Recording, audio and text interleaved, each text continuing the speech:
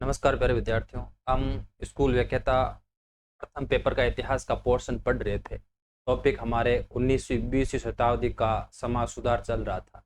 उसमें हमने दो व्यक्तित्वों के बारे में डिस्कशन कर लिया था। एक स्वामी दयानंद सरस्वती के बारे में डिस्कशन किया था। एक ब्रह्म समाज के राजा राममोहन राय के बारे में डिस्कशन किया था। और एक हमारा व्यक्तित्व आज बच गया था, वो है स्वामी विवेकानंद।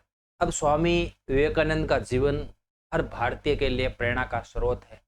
और हम जब भी किसी आदर्श व्यक्तित्व की बात करते हैं तो उसमें सबसे प्रमुख हमारे स्वामी विवेकानंद आते हैं, जिनका पूरा जीवन हमारे लिए प्रेरणा है। क्या उनकी गतिविधियां रही, क्या उनके जीवन के ऐसे कौन से बिंदु रहे जिनकी वजह से उनका व्यक्तित्व बहुत प्रभावशाली रूप से चमका था। और बहुत सारी बातें रहेगी जो हम कंपटीशन एग्जाम के रूप में हम पढ़ते हैं। क्या प्रथम पेपर में जिस स्तर का पेपर प्रश्न आता है उस स्तर पर हम कैसी तैयारी कर सकते हैं, इस टॉपिक में से पूरा डिस्कशन रहेगा। आप आराम से इसके नोट्स बना लेना। और मुझे लगता है कि नोट्स बना लिया आपने तो आपको अलग से कहीं से भी एक बिंदु पढ़ने की आपको जरूरत नहीं। समझना चीजों को, मैं बिल्कुल सरल रूप में इसको शुरू कर रहा हूँ, बिल्कुल सरल। स्वामी विवेकानंद के जीवन परिचय के बारे में कौन सा कथन सही? स्वामी विवेकानंद के जीवन परिचय के बारे में कौन सा कथन सही? 12 जनवरी 1863 को कोलकाता में इनका जन्म। बहुत बेसिक बात है, 12 जनवरी याद अगर कभी कभार फैक्चुअल रूप से कभी प्रश्न पूछ लेता तो 12 जनवरी 1863 को विद्यार्थी इनका जन्म होता है। इनके पिता का नाम विश्वनाथ था, माता का नाम भुवनेश्वरी थी। इनके पिता का नाम क्या था? विश्वनाथ था। और माता का नाम था भुवनेश्वरी। उनके बचपन का नाम नरेंद्रनाथ था। नरेंद्रनाथ। उनके बचपन का नाम क्या था? नरेंद्रनाथ नाम था। और इनको श्रुति धारा भी कहा जाता है। ये याद रखना विद्यार्थियों, श्रुति धारा क्या होती है कि जब ये अध्ययन करते थे ना, तो अध्ययन के दौरान कहते हैं कि स्वामी विवेकानंद की स्मृति बहुत तेज है और बोलने का विद्यार्थी तरीका बड़ा रोचक था, तो इसलिए उनको कहते हैं श्रुति धारा। एक तो स्वामी विवेकानंद को हिंदू नेपोलियन भी कहते हैं। बहुत सारी बातें डिस्कशन रहेगी इसके अंदर। और इनके बचपन का नाम याद रखना नरेंद्र था और इनको श्रुति धारा भी कहा। फ्रांस की क्रांति, नेपोलियन, ईसा मसीह के जीवन से ये काफी प्रभावित थे विद्यार्थी। प्रारंभ में ये ब्रह्म समाज के सदस्य भी बने, है ना, क्योंकि ब्रह्म समाज एक भारतीयों के लिए एक नया था विद्यार्थियों। उससे पहले बहुत सारी प्रथाएं चल रही थी, परंपराएं चल रही थी। जब ब्रह्म समाज की स्थापना की गई तो निश्चित रूप से एक नवीन धारा का उद्भव हुआ। तभी तो हम राजा राममोहन राय को पुनर्जागरण का पिता कहते हैं। इसलिए तो कहा जाता है कि एक नवीन विचारधाराओं का रूप हुआ। तो उसी विचारधारा में लगभग भारतीय समाज सुधारक थे ना, तो प्रारंभ में ब्रह्म समाज से प्रभावित कहीं ना कहीं वो प्रभावित थे। फ्रांसीसी क्रांति प्रभावित थी क्योंकि क्रांति बात करती है अधिकारों की, बात करती है मौलिक अधिकारों की, बात नागरिक कर्तव्यों की बात करती है। नेपोलियन का व्यक्तित्व वैसा था जैसा ये इनसे प्रभावित थे। ईसा मसीह के जीवन से विद्यार्थी कहते हैं कि स्वामी विवेकानंद प्रभावित थे और ब्रह्म समाज के प्रारंभ के सदस्य बने थे। ये जीवन के बारे में छोटी सी प्रारंभिक जानकारी है कि 12 जनवरी 1883 को कोलकाता में जन्म होता है। पिता विश्वनाथ थे, माता भुवनेश्वरी थी। इनके बचपन का नाम नरेंद्र था। फ्रांसीसी क्रांति, नेपोलियन और ईसा मसीह से ये काफी प्रभावित थे और ये प्रारंभ में ब्रह्म समाज के सदस्य बने। ये इनके प्रारंभिक जीवन के बारे में है। छोटा सा कोई तथ्य कभी पूछ लेता है तो हमें यहाँ से एक दो लाइन यहाँ से याद रखनी जरूरी। पहला प्रश्न ये था।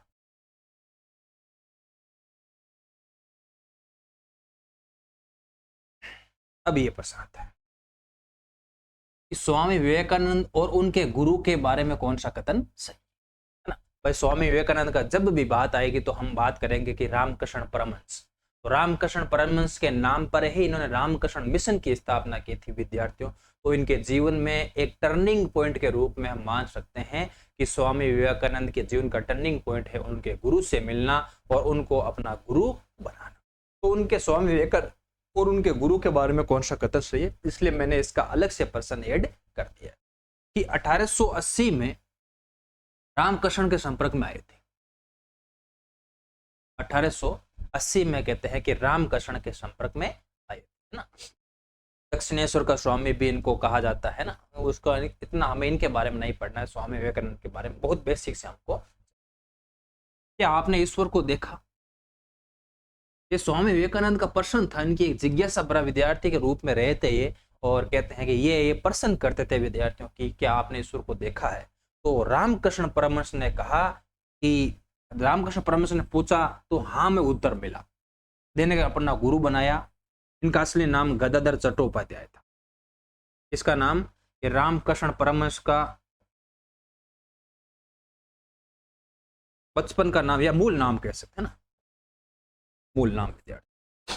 रामकृष्ण परमहंस का मूल नाम क्या था? गदाधर चट्टोपाध्याय इनका नाम था। और स्वामी विवेकानंद का एक प्रश्न था विद्यार्थियों कि क्या आपने ईश्वर को देखा है? तो इन्होंने कहा कि हाँ मैंने देखा है। इसी बात से विद्यार्थियों कहते हैं कि प्रभावित होके इन्होंने अपना रामकृष्ण परमहंस को अपना गुरु बनाया।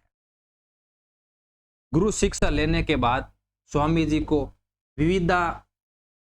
विविदिशानंद कहा गया। ये मोस्टली याद रखना, मैं स्टार लगा रहा हूँ विद्यार्थियों ना, वेरी इंपॉर्टेंट भी लगा रहा हूँ और स्टार भी लगा रहा हूँ। कभी कभार क्या होता है कि सीधा ही प्रश्न दे देता है कि किस व्यक्ति को विविदिशानंद कहा जाता है। तो विविदिशानंद किसको कहते हैं? स्वामी विवेकानंद को ही कहते हैं। इनके बचपन का नाम नरेंद्र था और इनके जब इन्होंने गुरु से शिक्षा ग्रहण की थी तो इसका नाम क्या रखा गया था? विविदिशानंद रखा गया था। और महाराज खेतड़ी के महाराज अजीत सिंह के कहने पे विद्यार्थियों इन्होंने अपना नाम विवेकानंद रखा था, है ना। अगला लिखिए कि खेतड़ी महाराज, खेतड़ी हमारे कौन सा? झुंझुनू वाला खेतड़ी, कौन सा?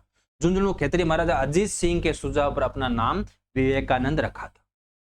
खेतड़ी के महाराजा अजीत सिंह के सुझाव पे अपना नाम कहते हैं कि विवेकानंद रखा था। तिब्बत में रहते हुए बौद्ध ग्रंथों का अध्ययन किया था। तिब्बत में भी गए थे, कहते हैं कि इन्होंने बौद्ध ग्रंथों का।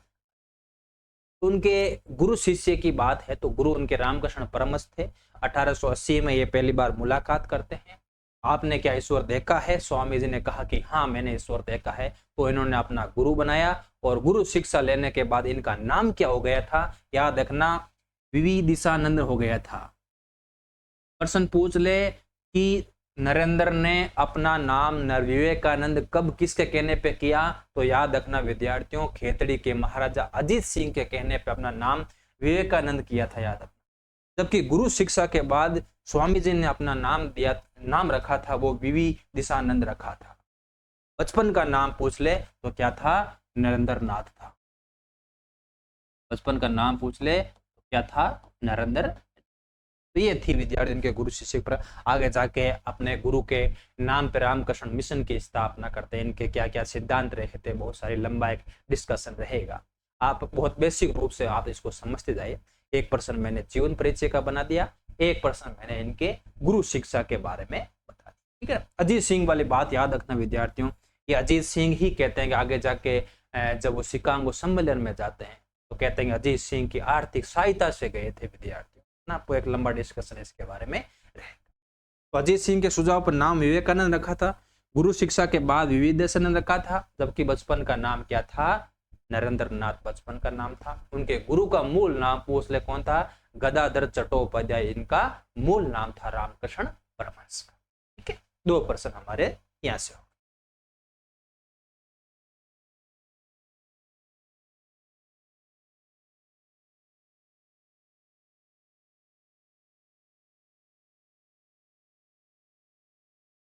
ये देखो थोड़ा सा और मैं एडवांस इसको करवा देता हूँ कि स्वामी विवेकानंद के बारे में कुछ अन्य प्रारंभिक बातें।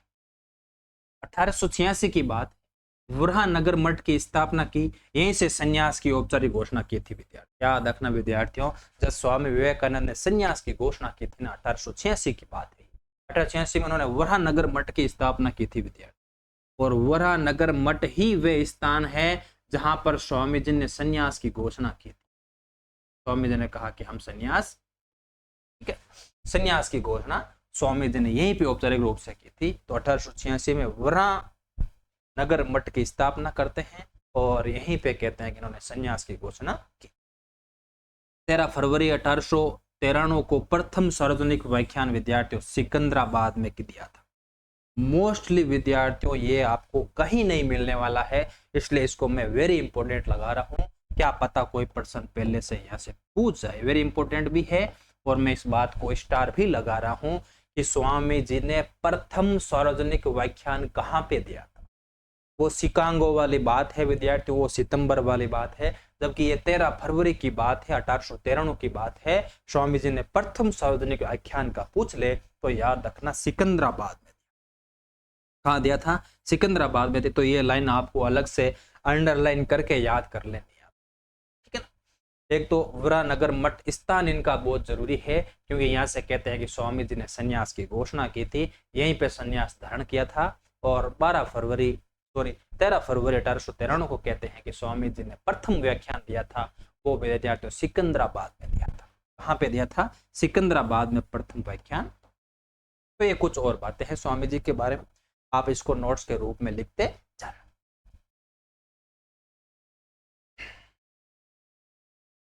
अब स्वामी विवेकानंद अमेरिका यात्रा के बारे में देखो, थोड़ा मैं इसको छोटा, ठीक है। ये था विद्यार्थियों स्वामी विवेकानंद के जीवन का सबसे टर्निंग पॉइंट। स्वामी विवेकानंद के जीवन का सबसे टर्निंग पॉइंट, इनकी जो विविधता थी, जो इनकी शैली थी, जो इनका व्यक्तित्व था, वो सब चमका विद्यार्थियों अमेरिका के शिकागो सम्मेलन। वहां से उन्होंने अपना जो भाषण दिया था विद्यार्थियों, जो अपना उद्बोधन दिया था विद्यार्थियों, कहते हैं कि यहीं से स्वामी विवेकानंद की छवि विद्यार्थियों पूरे विश्व में प्रचारित हुई थी। और तो मान सकते हैं कि 1893 का वर्ष विद्यार्थियों इनके जीवन का सबसे टर्निंग पॉइंट माना था। तो देखो स्वामी विवेकानंद की अमेरिकी यात्रा के बारे में कथन सही है, स्वामी विवेकानंद की अमेरिकी यात्रा के बारे में कौन सा कथन सही, ठीक है ना। समझना इस चीज को, पूरा कॉन्सेप्ट आप यहां से मैं क्लियर करके जाना। खेतड़ी शासक अजीत सिंह की आर्थिक सहायता से अमेरिका की यात्रा की थी। ये प्रश्न कहीं बार आता है, प्रश्न एग्जाम में बहुत सिंपल वे में प्रश्न आता है कि स्वामी विवेकानंद की अमेरिकी यात्रा में आर्थिक सहायता किसके द्वारा मिली थी विद्यार्थियों। तो याद रखना विद्यार्थियों, अजीत सिंह के द्वारा आर्थिक सहायता दी गई थी। अजीत सिंह ने ही कहा कि आप अपना नाम विवेकानंद रखो, और विवेकानंद अमेरिका जाने से पहले रखा था विद्यार्थी, है ना। तो स्वामी जी ने नाम परिवर्तन अजीत सिंह के कहने पे किया, जबकि अमेरिकी यात्रा प्रवास भी विद्यार्थियों आर्थिक सहायता अजीत सिंह के द्वारा ही दी गई थी। तो पहली ही लाइन सबसे मोस्ट, अजीत सिंह ने मुंशी जगमोहन लाल ने, याद रखना विद्यार्थियों वेरी इंपॉर्टेंट बता रहा हूं, स्टार लगा रहा हूं, अजीत सिंह के मुंशी जगमोहन लाल ने ओरिएंट कंपनी पेनिनसुला जहाज में टिकट करवाया था। याद रखना विद्यार्थियों, एक यहाँ पे एक कथन मिलता है, एक शायद मुझे नाम याद नहीं, दक्षिण का कोई राजा था, शासक था विद्यार्थियों, मुझे नाम तो याद नहीं आ रहा है, दक्षिण का एक शासक था। वो क्या करता है कि इनके स्वामी जी का टिकट करवा देता है, और वो टिकट करवाता है तृतीय श्रेणी। कौन सी श्रेणी में टिकट करवाता है? तृतीय श्रेणी में टिकट करवाता है। जैसे ही महाराज अजीत सिंह को पता चला कि उनका टिकट किसी ने तृतीय श्रेणी में करवा दिया है, तो तुरंत अपने अजीत सिंह ने अपना व्यक्ति भेजा था, वो था जगमोहन लाल। जगमोहन लाल को भेजा था और तुरंत उनको आदेश दिया कि ये ओरिएंटल कंपनी में पेनिसुला जो जहाज है ना, इसमें प्रथम श्रेणी का टिकट कराओ, प्रथम श्रेणी का टिकट। तो ये कहते हैं कि अजीत सिंह ने विद्यार्थियों जगमोहन लाल को भेज के कहते हैं कि इनके प्रथम श्रेणी का टिकट करवाया था। और इस प्रकार विद्यार्थियों कहते हैं कि स्वामी विवेकानंद अमेरिका पहुंचे, है ना। तो याद रखना विद्यार्थी, ओरिएंट कंपनी ऑफ पेनिनसुला नामक जहाज था, जिसमें कहते हैं कि मुंशी जगमोहन लाल ने टिकट करवाया था, आर्थिक सहायता अजीत सिंह के द्वारा। 11 सितंबर 1883 को शिकागो शहर में विश्व धर्म सम्मेलन में भाग लिया था। याद रखना ये बहुत महत्वपूर्ण डेट है, 11 सितंबर 1883 जीवन का इनका टर्निंग पॉइंट है विद्यार्थियों। और कहते हैं कि इस समय जो शिकागो शहर में जो सम्मेलन चल रहा था ना, वो विद्यार्थियों कोलंबस हॉल में चल रहा। कोलंबस हॉल कहाँ चल रहा था? कोलंबस हॉल नामक जो स्थान था ना, वहां पे कहते हैं कि ये सम्मेलन वैसे था कहाँ पे, मुख्य शहर पूछ ले तो विद्यार्थी शिकागो था, मुख्य शहर पूछ ले शिकागो था, अगर स्थान पूछ ले तो कोलंबस हॉल था विद्यार्थियों, जहां पर कहते हैं कि स्वामी जी ने अपना आख्यान दिया था। और माय ब्रदर एंड सिस्टर वाले वो कहानी आपको पता ही है, उससे विद्यार्थियों पूरा हॉल गूंज उठा था। और कहते हैं कि इस समय व्याख्यान देने का बिंदु था विद्यार्थी, शून्य पर व्याख्यान देना था। किस पर व्याख्यान देना था? शून्य पर व्याख्यान। किस पर व्याख्यान देना था इस समय? कहते हैं कि शून्य पे इनको व्याख्यान देना था। और ये 11 सितंबर याद रखना, शिकागो शहर याद रखना, कोलंबस हॉल याद रखना। ठीक है। प्रोफेसर जॉन राइट के प्रयासों से स्वामी जी को आख्यान का अवसर मिला था। ये इनकी बहुत महत्वपूर्ण योगदान है जॉन राइट का विद्यार्थी। हमें गाइडों में ये चीजें हमें शायद नहीं मिलती, बहुत कम डाली हुई है, परंतु ये जॉन राइट का भी बहुत महत्वपूर्ण योगदान है जितना अजीत सिंह का योगदान है। तो जॉन राइट के प्रयासों से कहते हैं कि इनका आख्यान में अवसर मिला था विद्यार्थी। इस सम्मेलन का अध्यक्ष जॉन हेरोस बोरा था। कौन सा सम्मेलन? जो ये सर्वधर्म सम्मेलन रखा गया था ना, इस समय इसका अध्यक्ष कोई पूछ ले तो जॉन हेरोस ओरा नामक व्यक्ति था जो इसका अध्यक्ष था। इस समय इनको किसी समाचार पत्र में तूफानी हिंदू की संज्ञा दी गई। इतना विद्यार्थियों गजब का इनका भाषण था, इतनी गजब की इनकी बातें थी विद्यार्थियों कि वहां पे जो जितने भी लोग थे वहां बैठे सुनने वाले थे, बड़े आश्चर्यचकित हो गए थे कि वास्तव में ही एक इस देश से आने वाला, संतों के देश से आने वाला, वेदों के देश से आने वाला व्यक्ति का व्यक्तित्व के शब्दों के बारे में विद्यार्थी बड़ा गजब का चयन किया था इन्होंने। और कहते हैं कि इसको तूफानी हिंदू की संज्ञा यहाँ पे। इस सम्मेलन के बाद स्वामी अभयानंद और स्वामी कृपानंद उनके शिष्य बने थे। तो नाम आपको याद रखना, नोट्स में स्पेशली इनको स्टार लगा के याद रख लेना कि सब स्वामी जी सम्मेलन करके रवाना होने वाले थे। उस समय कहते हैं कि उनके स्वामी जी के विचारों से वो इतने प्रभावित थे विद्यार्थी कि अभयानंद और कृपानंद दोनों ने अपना शिष्यता ग्रहण की थी। जब इंग्लैंड गए थे तो भगिनी निवेदिता भी शिष्या बनी थी। ये भी बहुत महत्वपूर्ण है। ये भी स्वामी विवेकानंद के विचारों को प्रचार करने में इनका भी बहुत बड़ा योगदान था विद्यार्थियों। तो भगिनी निवेदिता जिनको सिस्टर भी कहा जाता है, तो जब इंग्लैंड में वो गए थे तो भगिनी निवेदिता ने भी इनकी शिष्यता ग्रहण की थी। ये था विद्यार्थियों हमारे स्वामी विवेकानंद जी का शिकागो सम्मेलन को लेकर कुछ तथ्य है, और मुझे लगता है कि बहुत इनअप लेवल में मैंने आपको बता दिया। अजीत सिंह की सहायता से गए थे। एक शासक का नाम मुझे याद नहीं आ रहा, उन्होंने तृतीय श्रेणी का टिकट करवा दिया था। अजीत सिंह को पता चला तो अपने व्यक्ति को भेजा, जगमोहन लाल को प्रथम श्रेणी का टिकट करवाता है। ओरिएंट कंपनी पेनी सूजा कहते हैं। कोलंबस हॉल में ये डेट याद रखना। जॉन राइट के प्रयासों से उनको व्याख्यान देने का अवसर मिला था, याद रखना। जॉन हेरोस बोरा इनका अध्यक्ष था। तूफानी हिंदू की संज्ञा दी गई थी। हिंदू नेपोलियन, नरेंद्र, विविधेशानंद, तूफानी हिंदू, बहुत सारे इनके शब्दों की संज्ञा दी गई है विद्यार्थियों। तो ये कभी कभार फैक्ट के रूप में सीधा पूछ लेता है कि तूफानी हिंदू की संज्ञा किसको ना। तो हिंदू लूथर किसको कहते हैं? स्वामी दयानंद सरस्वती को कहते हैं, मैंने आपको बताया। हिंदू नेपोलियन किसको कहते हैं? स्वामी विवेकानंद को कहा। ये दो शिष्यों के बारे में आप जरूर याद। मेरे अनुसार ये बहुत इनअप लेवल पे जानकारी है, इतना मुझे लगता है कि अच्छा है। एक प्रश्न हमारा यहां से हो गया।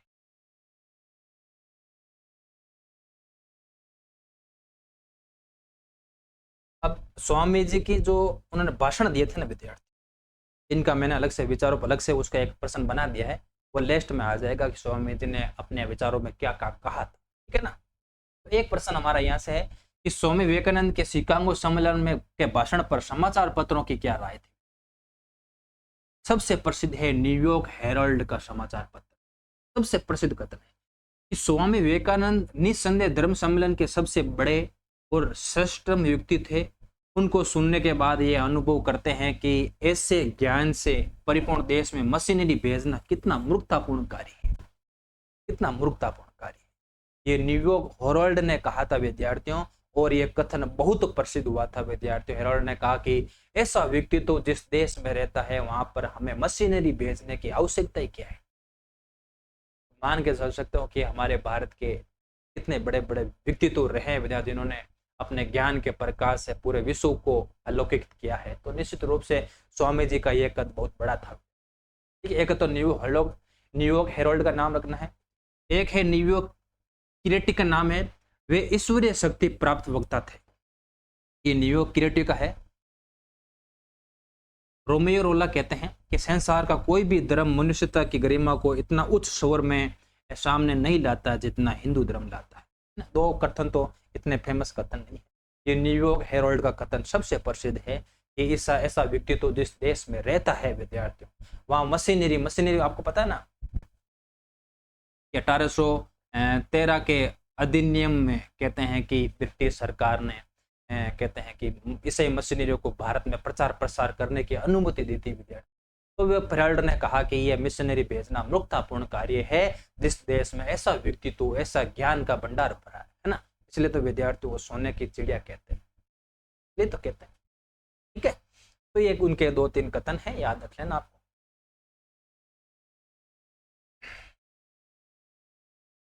ये अच्छा प्रश्न, इसको थोड़ा देख, किताब में से मैंने लिस्ट में ऐड करवा दिया है कि स्वामी विवेकानंद ने lectures from Colombo to Almora, ये विद्यार्थी कहते हैं कि वो इंग्लैंड गए थे। इंग्लैंड से कहते हैं कि वो जब वो कोलंबो की साइड से निकलते हैं तो कहते हैं कि उन्होंने बीच रास्ते में ये किताब लिखी थी। तो ये स्वामी विवेकानंद की सबसे प्रसिद्ध किताब तो नहीं कह सकते, परंतु ये उनके किताब की श्रेणी में विद्यार्थी एक किताब ये भी मानी जाती है कि lectures from Colombo to Almora. विद्यार्थी याद रखना, तो वो किस वर्ष लिखी गई थी, तो याद रखना 1897 के वर्ष, 1897 के वर्ष ये पुस्तक का लेखन कार्य किया गया। ठीक है, लिख लेना इस किताब को अलग से, वैसे मैंने पर्सनल लिस्ट में बना दिया है।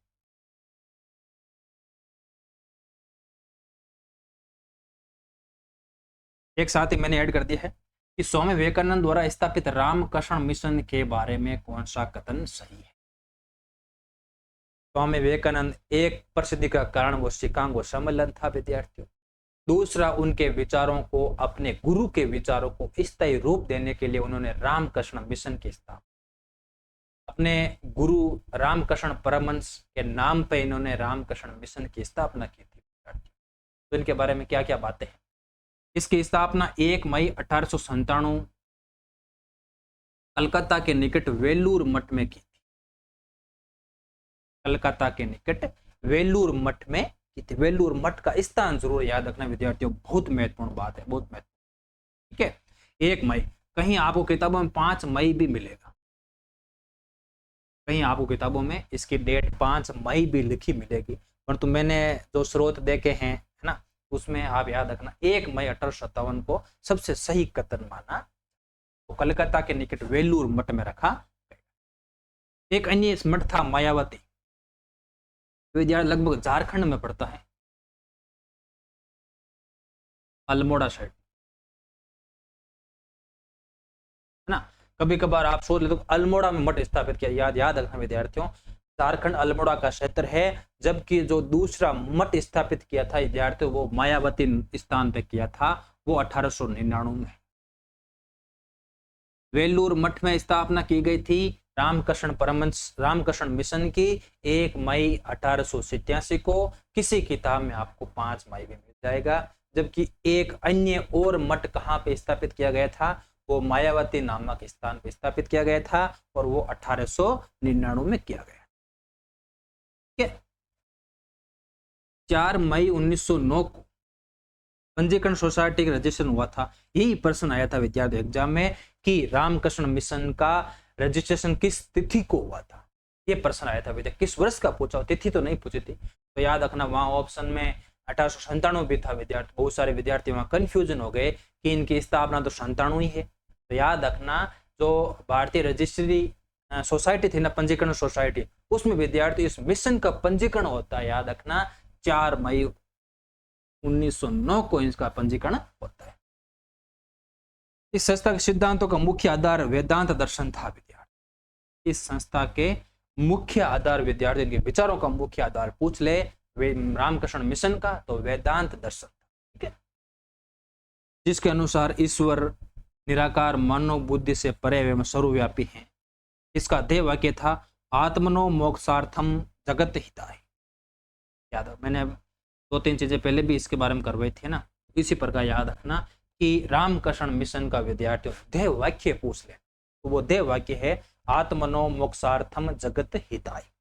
आत्मनो मोक्षार्थ जगत हिताय। ठीक है, तो ये थी विद्यार्थियों स्वामी विवेकानंद के द्वारा स्थापित रामकृष्ण मिशन।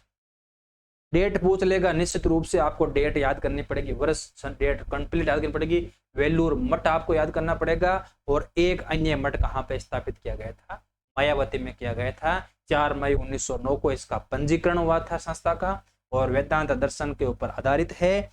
आत्मनो मोक्षार्थ जगत हिताय इसका ध्येय वाक्य माना जाता है। ठीक है, तो यहां से भी मुझे लगता है कि आपका कॉन्सेप्ट यहाँ क्लियर हो गया ना।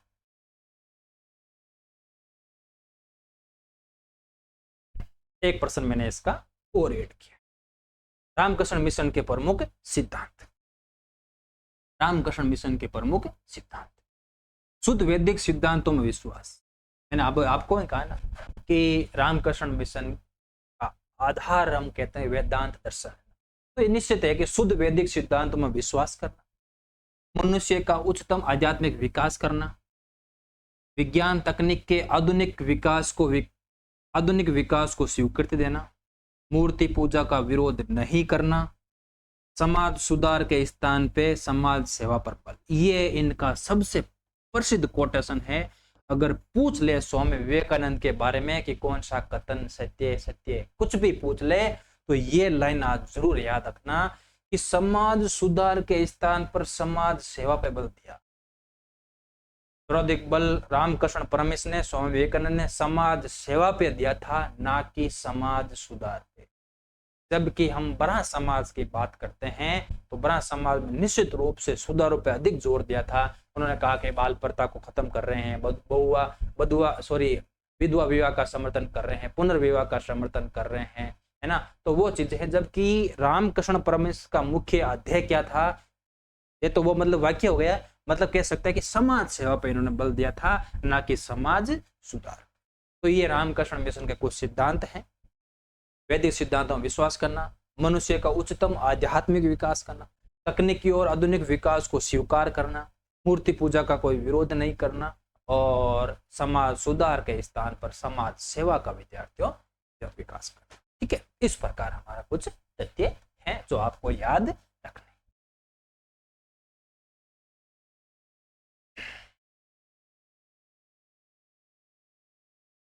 अब इनके द्वारा स्थापित कुछ संस्थाएं याद। अब यहाँ से एक प्रश्न एग्जाम में पूछता है डेफिनेटली, क्योंकि इनके बारे में या तो इनके प्रारंभिक जीवन के बारे में पूछेगा, या इनकी पुस्तकें पूछेंगे, समाचार पत्र पूछेंगे। निश्चित रूप से इनके बारे में एक प्रश्न यहाँ से बनता है।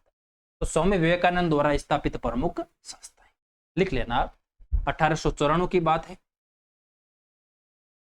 न्यूयॉर्क वेदांत समिति या सभा। तो याद, जब एक 93 में गए थे, वहां भी इन्होंने कहते हैं कि स्थापना की थी। तो 1894 की बात है, न्यूयॉर्क वेदांत समिति, इसको सभा भी कहते हैं। 1897 की बात है, वेल्लूर रामकृष्ण मिशन की स्थापना करते हैं। कहां पे करते हैं? वेल्लूर में करते हैं। 1899 की बात है विद्यार्थियों, कैलिफोर्निया में करते हैं शांति आश्रम की स्थापना। ये इनका सबसे हिडन पर्सन, सबसे हिडन पर्सन, यहाँ सबसे हिडन पर्सन ये मिलता है कि 1899 में कैलिफोर्निया में विद्यार्थियों शांति आश्रम की ये स्थापना करते हैं। 1899 की ही बात है, सैन फ्रांसिस्को और लॉस एंजलिस में विद्यार्थी वेदांत सभा की स्थापना करते। अब यहाँ कोई कोई किताबों में यहाँ न्यूयॉर्क लिख रखा है, न्यूयॉर्क लिख रखा है ना। चलो कोई बात याद हो ना, याद रख लेना कि सैन फ्रांसिस्को में भी स्थापना की थी, लॉस एंजलिस में भी स्थापना की थी, और वेदांत सभा वेदांत सोसाइटी 1799 न्यूयॉर्क में भी स्थापना की थी। तो न्यूयॉर्क, सैन फ्रांसिस्को और लॉस एंजलिस कहते हैं कि तीनों नगरों में वेदांत सभा की स्थापना की थी। जबकि कैलिफोर्निया वाली ये बात जरूर हिडन है, याद रखना, शांति आश्रम की स्थापना की थी। रामकृष्ण मिशन की स्थापना वेल्लूर के करते। ये कुछ संस्थाएं हैं जो स्वामी विवेकानंद के अपने जीवन काल में विद्यार्थी उन्होंने स्थापित की थी। निश्चित रूप से ये इनके कार्य अमृत हैं, याद अमर अजर कार्य है ना। ठीक है, 9% हमारे यहां से हो गए। अब इनके द्वारा कुछ संपादित समाचार पत्र है, लिख लेना बस, है ना। स्वामी विवेकानंद द्वारा संपादित प्रमुख समाचार पत्र। प्रबुद्ध भारत प्रबुद्ध भारत था, प्रबुद्ध भारत अंग्रेजी भाषा। कौन सी भाषा में? अंग्रेजी। उद्बोधन था विद्यार्थियों बंगाली भाषा में। एक है ब्रह्मवादिनी, ब्रह्मवादिनी सबसे प्रसिद्ध, इनका कोई पूछ ले सबसे प्रसिद्ध वेरी इंपोर्टेंट में हमारा यही आएगा, प्रबुद्ध भारत। प्रबुद्ध भारत था अंग्रेजी भाषा में समाचार पत्र था, जबकि उद्बोधन था वो बंगाली भाषा में लिखा गया था। जबकि ब्रह्मवादिनी थी, इनका तो कहीं कोई जिक्र नहीं मिलता है, बड़ी मुश्किल से ये मुझे समाचार पत्र मिला। बाकी तो हम किताबों में दो ही हम समाचार पत्रों के बारे में जानते हैं ना, तो दो ये समाचार, तीन समाचार पत्र आप इनके याद कर लेना, इनफ है। ठीक है,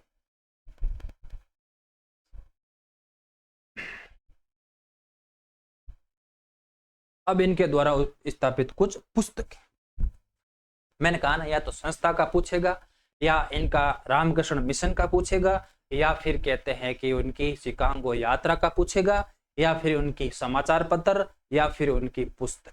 सबसे महत्वपूर्ण है वो है पुस्तक, कि स्वामी विवेकानंद द्वारा संपादित प्रमुख पुस्तक है। Lectures from Colombo to Almora 1897, ये बात मैंने पहले ही बता दी है। न्यू हिंदुइज्म, ये स्टार लगा रहा हूं मैं, अभी तक ये चीज कहीं नहीं पूछी, कहीं नहीं। न्यू हिंदुइज्म, तो याद रखना न्यू हिंदुइज्म किसकी है? स्वामी विवेकानंद की है। मैं समाजवादी हूं, ये पर्सन पहले से फर्स्ट ग्रेड में आ चुका है, पहले से फर्स्ट ग्रेड में पूछा हुआ है। मैं समाजवादी हूं। मैं नास्तिक क्यों? मैं नास्तिक हूं, भगत सिंह की है। मैं समाजवादी हूं, स्वामी विवेकानंद की। कर्म योग, सॉरी ज्ञान योग, कर्म योग और राजयोग, ये इनकी तीन अलग अलग पुस्तकें हैं विद्यार्थी, ये इनकी तीन अलग अलग पुस्तकें हैं। अब प्रश्न के रूप में पूछ सकता है कि कौन सी पुस्तक स्वामी विवेकानंद के द्वारा नहीं लिखी गई, तो कर्म ज्ञान योग, कर्म योग, राजयोग, मैं समाजवादी हूं, new Hinduism, lectures from Colombo to Almora. विद्यार्थियों याद रखना, मैं समाजवादी हूं, इन्होंने विद्यार्थी इस पुस्तक में बहुत विस्तार से कहा है। अमीर लोगों के ऊपर इन्होंने कटाक्ष कहा है विद्यार्थी, अमीर लोगों के ऊपर, अमीर वर्ग के ऊपर कहते हैं कि इन्होंने कटाक्ष कहा है कि आप निम्न वर्ग की चिंता नहीं करते हो। एक याद रखना, कटाक्ष के रूप में विद्यार्थियों अमीर वर्ग की कटाक्ष इन्होंने की थी, अमीर वर्ग पर इन्होंने कटाक्ष किया था, ठीक है, ताकि तुम गरीब वर्गों के हितों का ध्यान नहीं रखते, इस प्रकार की आलोचना भी करते हैं। तो lectures from Colombo to Almora, new Hinduism, मैं समाजवादी हूं, ज्ञान योग, कर्म योग और राजयोग, ये कुछ संस्थाएं हैं जो स्वामी विवेकानंद के द्वारा संपादित, कुछ पुस्तकें हैं, है ना, कुछ पुस्तकें हैं तो स्वामी विवेकानंद के द्वारा संपादित की गई। जरूर याद रखना, 4-5 तो है, और ज्यादा इसमें कोई दिक्कत वाली बात वैसे भी नहीं आती।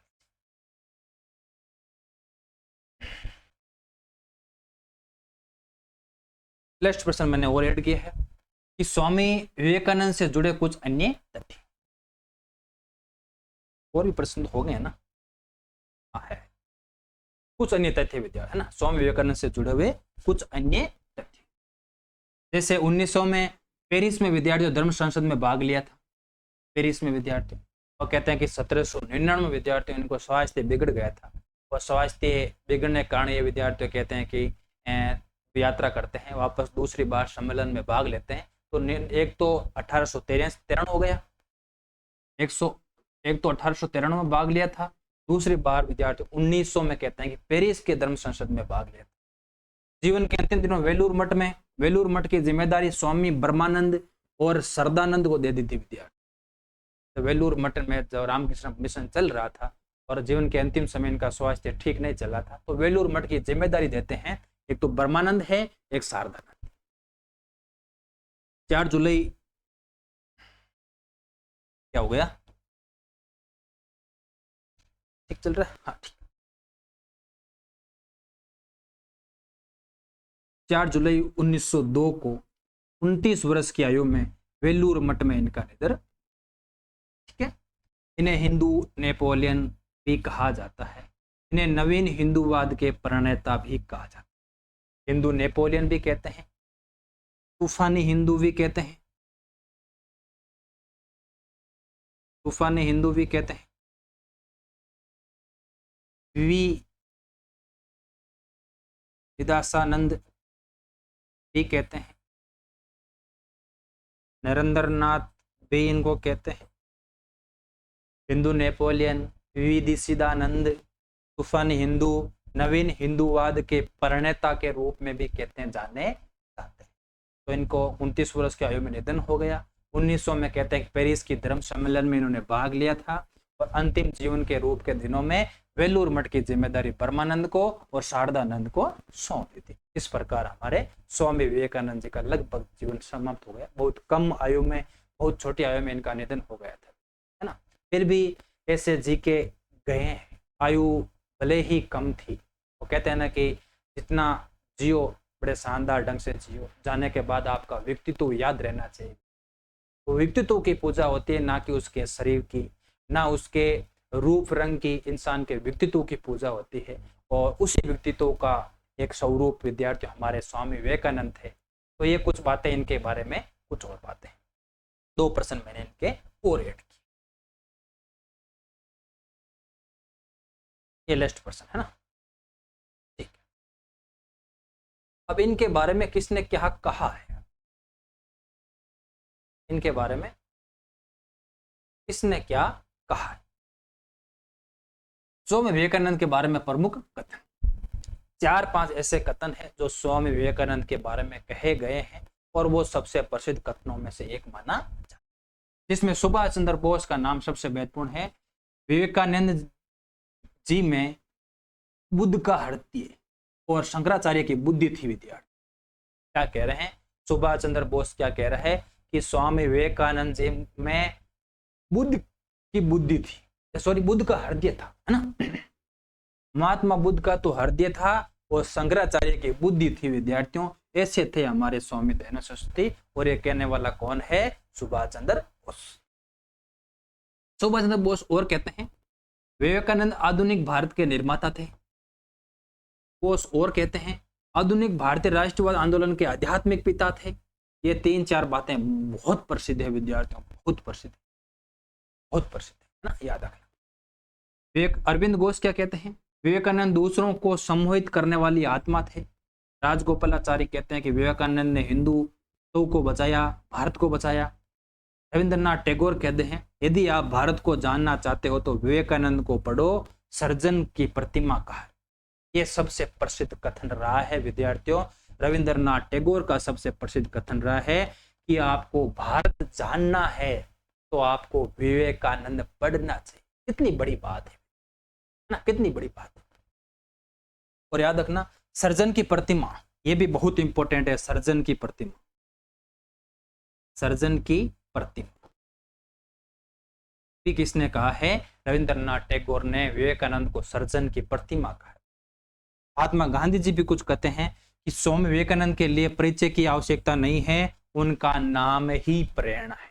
उनका नाम ही क्या है, हमारे लिए प्रेरणा का स्रोत है। तो 2-3 तो कथन बोस के याद रखने हैं। आधुनिक भारत के निर्माता कहा था, आधुनिक भारतीय राष्ट्रीय आंदोलन का आध्यात्मिक पिता कहा था, बुद्ध जैसी आत्मा, शंकराचार्य जैसी बुद्धि थी, ऐसे थे हमारे स्वामी विवेकानंद। और रविंद्रनाथ टैगोर का तो सबसे कठिन कथन है कि आपको भारत को जानना है तो आपको विवेकानंद जरूर पढ़ना चाहिए, महात्मा गांधी के बारे में। और स्वामी विवेकानंद के विचारों के बारे में तो मैंने 1% ऐड करना भूल गया, है ना। 8-10 कथन है, मैं इसको PDF में मेंशन कर दूंगा। उठो जागो लक्ष्य प्राप्ति तक मत रुको, है ना विद्यार्थी। और बहुत सारे इनके कथन है, 8-10 कथन है, मैं शायद भूल गया हूँ टॉपिक, है ना। कोई बात नहीं, वो मैं ऐड करके टेलीग्राम पे आपको उपलब्ध करवा दूंगा। और लगभग मैंने इसको कंप्लीट करवा दिया है। ये थे हमारे स्वामी विवेकानंद सरस्वती। उम्मीद है कि कंपटीशन एग्जाम के रूप में हमारा टॉपिक मैंने लगभग पूरा कर दिया है। आप इसके नोट्स बना लेना, रिवीजन करना बार बार, और अन्य जानकारी आपको कहीं से कोई मिले तो अपने नोट्स में ऐड कर लेना। बाकी मेरी ओर से ये बेस्ट। अगली क्लास में हम एक नया टॉपिक शुरू करेंगे। जो भी हमारा अब भारतीय इतिहास का पोर्शन बचता है उसको मैं 5-7 दिन में पूरा करवाने का प्रयास